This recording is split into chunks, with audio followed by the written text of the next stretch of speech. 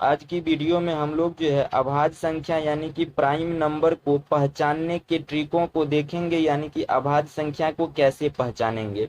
तो सबसे पहले जानते हैं कि अभाज्य संख्या किसे कहते हैं। तो देखिए, वैसी संख्या जो एक और स्वयं के अलावा किसी और से विभाजित ना हो उसे अभाज्य संख्या कहते हैं। अब यदि एग्जाम्पल का बात करें तो जैसा कि पाँच ले ले, तो देखिए पाँच जो है एक और पाँच यानी कि एक और स्वयं के अलावा किसी और से विभाजित नहीं हो रहा है, यानी कि पाँच जो होगा वो अभाज्य संख्या होगा।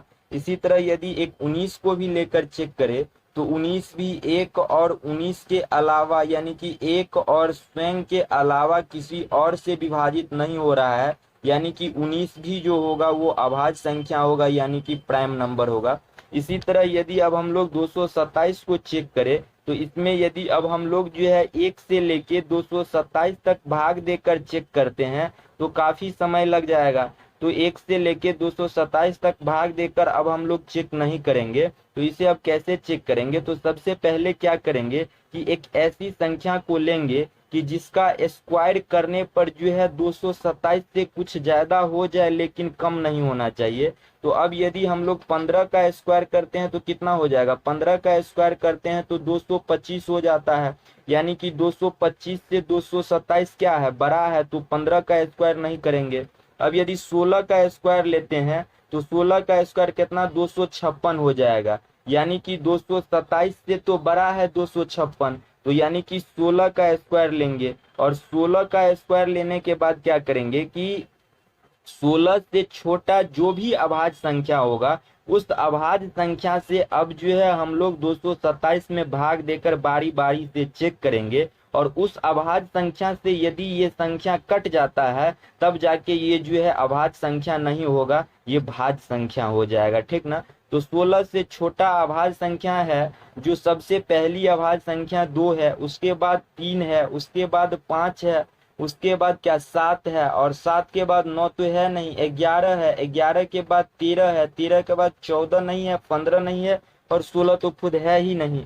तो अब यदि हम लोग इन संख्या से यानी कि 2 से 13 के बीच जो भी अभाज्य संख्या है इससे चेक करेंगे, तो सबसे पहले 2 से यदि भाग देकर देखते हैं इसमें 227 में, तो 2 से तो इसमें भाग लगेगा ही नहीं, देखकर ही बता सकते हैं, क्योंकि 2 से वैसी संख्या विभाजित होता है जिसका इकाई अंक 0 होता है, या इकाई अंक 0 ना हो तो वो सम संख्या हो तब जाके विभाजित होता है। तो 227 का तो ना इकाई अंक 0 है और ना 227 सम संख्या है, यानी कि ये 200 विभाजित नहीं होगा 2 से। अब यदि 3 से चेक करें तो 3 से भी ये संख्या विभाजित नहीं होगा। 3 से इसलिए विभाजित नहीं होगा क्योंकि 3 से जो संख्या कटती है उसका अंकों का योग 3 से कटना चाहिए। तो अंकों का योग 7 और 2 9 और 9 2 11, 11 जो है 3 से विभाजित नहीं हो रहा है, यानी कि 227 भी जो है 3 से विभाजित नहीं होगा। अब यदि 5 से चेक करें तो 5 से भी नहीं कटेगा, क्योंकि 5 से कटने वाली संख्या का इकाई अंक 0 और 5 होना चाहिए। तो यहाँ तो इकाई अंक ना 0 है और ना 5 है, यानी कि 227 जो है 5 से नहीं कटेगा। उसके बाद यदि अब हम लोग 7 से चेक करें तो 7 या 21 और हासिल 1 बचेगा, तो 17 7 दूनी 14, यानी कि 7 से भी नहीं कटेगा। अब 11 से यदि चेक करते हैं तो 11 दूनी 22 और 7, तो यानी कि 11 से भी नहीं कटेगा। अब यदि 13 से चेक करें तो 13 से कट रहा है, 13 कम 13 और 7 2 9 और 9 पे 7 आएगा तो 97, 13 पच्चे 65, 13 छक 78, 13 सत्ते 91, यानी कि ये 13 से भी नहीं कट रहा है। कहने का मतलब 16 से छोटी जो भी अभाज्य संख्या है उससे 227 विभाजित नहीं हो रहा है, यानी 16 के बाद भी जो अभाज्य संख्या होगा उससे भी अब विभाजित नहीं होगा, यानी 227 जो होगा वो अभाज्य संख्या होगा, प्राइम नंबर होगा, ठीक ना। अब यदि हम लोग 341 को लेकर चेक करें तो सबसे पहले क्या करेंगे कि वैसी संख्या को लेंगे कि जिसका स्क्वायर करने पर 341 से बड़ी हो जाए लेकिन छोटी नहीं होना चाहिए। तो 18 का यदि अब हम लोग स्क्वायर करते हैं तो कितना 324 हो जाएगा, और 324 को हम लोग नहीं लेंगे, यानी कि 18 को हम लोग नहीं लेंगे। इसलिए नहीं लेंगे क्योंकि 341 से छोटा हो जा रहा है।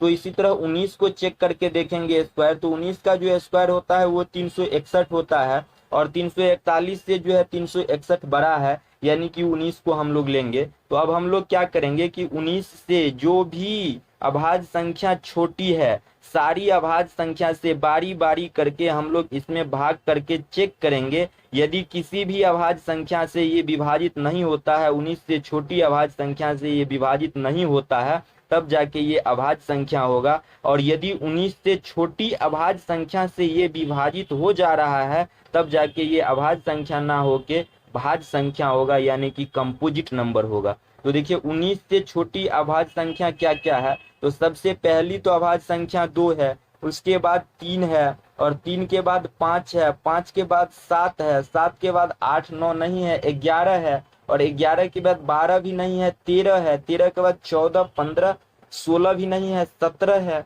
17 के बाद 18 भी नहीं है, 19 है, 19 भी एक अभाज्य संख्या है। तो अब हम इन सभी अभाज्य संख्या से बारी बारी से भाग करके चेक करेंगे। यदि इन संख्या में से किसी एक संख्या से ये विभाजित हो जाता है तो ये अभाज्य संख्या नहीं होगा। तो अब यदि 2 से सबसे पहले चेक करेंगे तो 2 से तो ये कटेगा नहीं, क्योंकि 2 से सम संख्या कटता है या जिसका इकाई अंक 0 रहता है वो कटता है। 3 से चेक करें तो 3 से देखिए अंकों का योग चेक किया जाता है, तो 4 3 7 और 1 8, और 8 जो है 3 से विभाजित नहीं हो रहा है, यानी कि ये 341 भी जो है 3 से विभाजित नहीं होगा। अब यदि 5 से चेक करें तो 5 से भी विभाजित नहीं होगा, क्योंकि 5 से वैसी संख्या विभाजित होता है जिसका इकाई अंक 0 हो या 5 हो। तो 341 का तो इकाई अंक ना ही 0 है और ना ही 5 है। अब यदि हम लोग 7 से चेक करें तो 7 से देख रहे हैं कटेगा या नहीं। तो 7 तिया 21, 7 चौक 28, और बचेगा कितना, 4 2 6, और 6 पे 1 आएगा तो 61, और 61 7 5 35, 7 6 42, 7 7 49, 7 8 56, और 7 9 63, यानी कि 61 नहीं कट रहा है, यानी 341 जो है 7 से नहीं कटेगा। अब यदि 11 से चेक करते हैं तो 11 तिया 33, और हासिल का 1 उस पे 1 आएगा तो 11, यानी कि 341 जो है 11 से विभाजित हो जा रहा है। कहने का मतलब 341 तो 1 से भी विभाजित होगा, और 341 यानी कि स्वयं से भी विभाजित होगा, और एक संख्या 11 है उससे भी विभाजित हो रहा है, यानी कि 341 जो है ये अभाज्य संख्या नहीं होके ये भाज्य संख्या हो जाएगा, यानी कि कंपोजिट नंबर हो जाएगा।